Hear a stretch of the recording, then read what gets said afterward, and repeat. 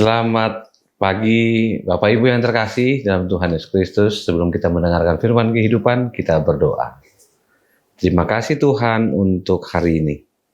Kami bertemu dengan firman-Mu, firman yang menghidupkan, yang memberikan kami sukacita untuk selalu memuji Tuhan, melayani Tuhan, dan menghidupi panggilan Tuhan.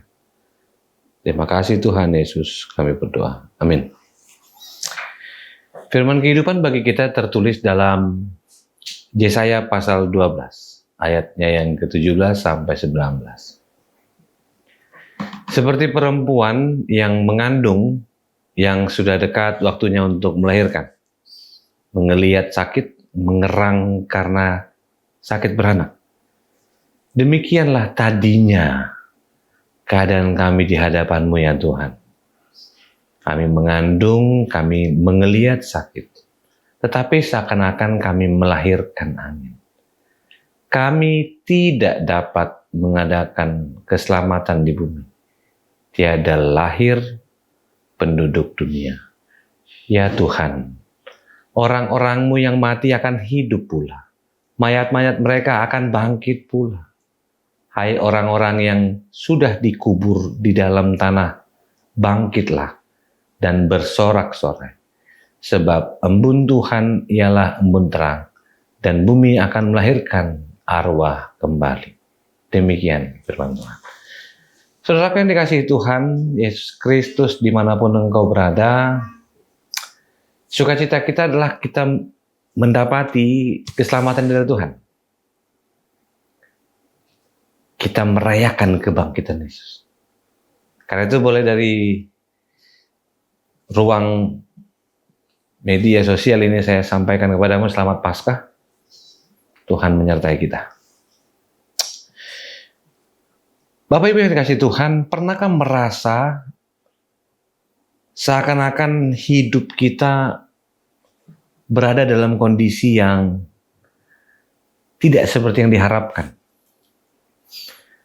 Ada orang yang berkata begini, saya heran sama konsep yang mengatakan usaha tidak akan mengkhianati hasil.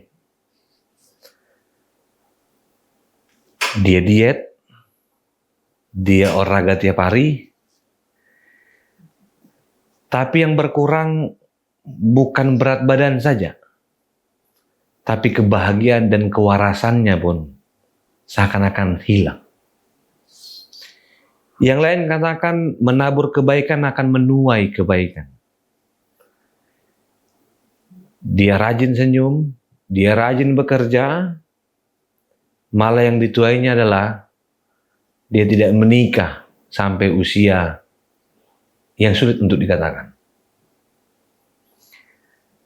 Bahkan yang lebih lucu lagi, ada orang mengatakan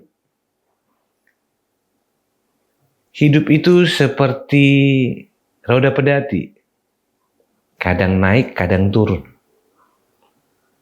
Seseorang yang telah bekerja keras, dia banting tulang pagi sampai sore, malam, bahkan minggu pun tidak gereja karena bekerja. Yang dia dapati, tidak ada perubahan. Sama saja, semua seakan-akan sia-sia.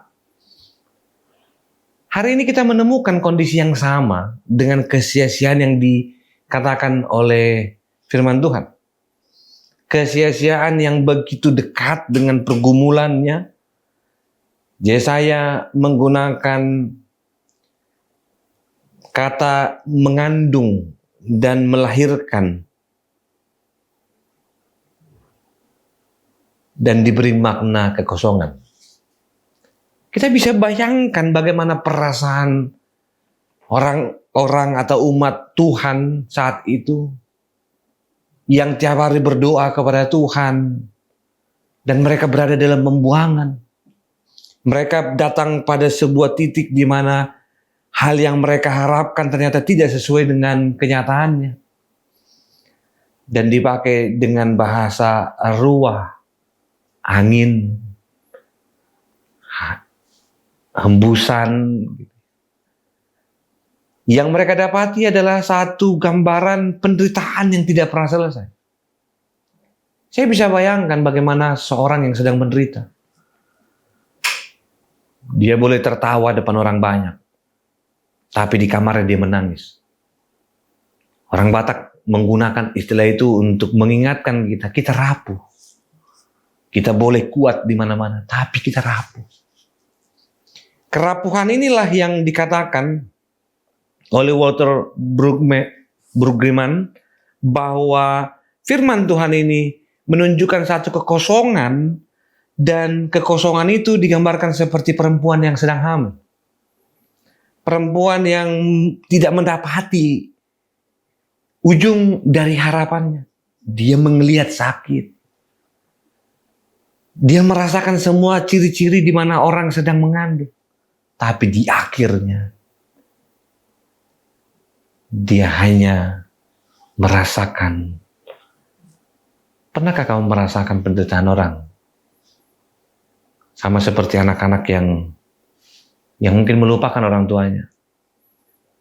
Orang tua yang bekerja keras untuk anak-anaknya. Membesarkan anak-anaknya, menkuliahkannya, bahkan menikahkannya. Mereka diajarkan untuk setia dalam penderitaan itu.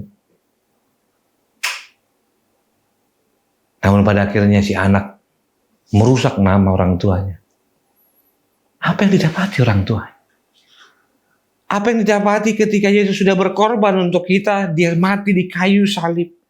Dia sampai katakan, Eli, Eli lama sabachthani. Mengatakan kepada aku dan kamu.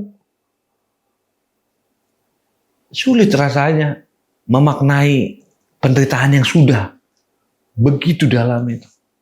Saudara yang dikasihi Tuhan, secara pribadi saya mau katakan, ketika membaca firman Tuhan ini,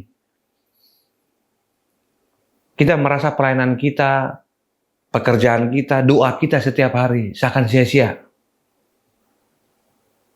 Seperti ibu yang mengalami penderitaan. Dia gagal akan keselamatan. Dan Yesaya mengatakan mereka gagal. Di era sekarang, kita dipaksa untuk selalu menghasilkan, dipaksa untuk melahirkan,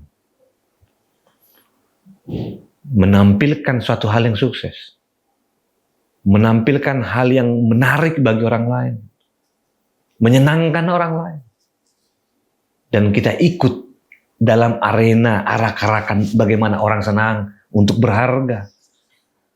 Sampai dalam dunia iman pun, kita seperti hidup di warteg yang memilih mana yang suka. Kalau tidak suka jangan dipilih. Kalau tidak suka jangan dimasuki. Bukan bicara senang atau tidak, tapi bicara soal bagaimana kita merasa di era ini. Tuhan tidak menutup mata terhadap rasa sakit dari proses yang tampaknya gagal. Saya akan tutup firman Tuhan. Jika kita merasa melahirkan angin, merasa semua tutup mata, seakan-akan air mata kita dan perjuangan kita juga tidak ada artinya. Kegagalan kita bukan akhir dari cerita Tuhan. Yesaya mengingatkan kembali. Kasihanilah Tuhan Allahmu dengan segenap hatimu dan dengan segenap jiwamu. Hidup kita adalah hidup yang lahir dari keputusasaan. Namun pada akhirnya bukan hasilnya, tapi bagaimana keselamatan sejati bukan karena usaha kita, tapi karena keberserahan kepada Tuhan.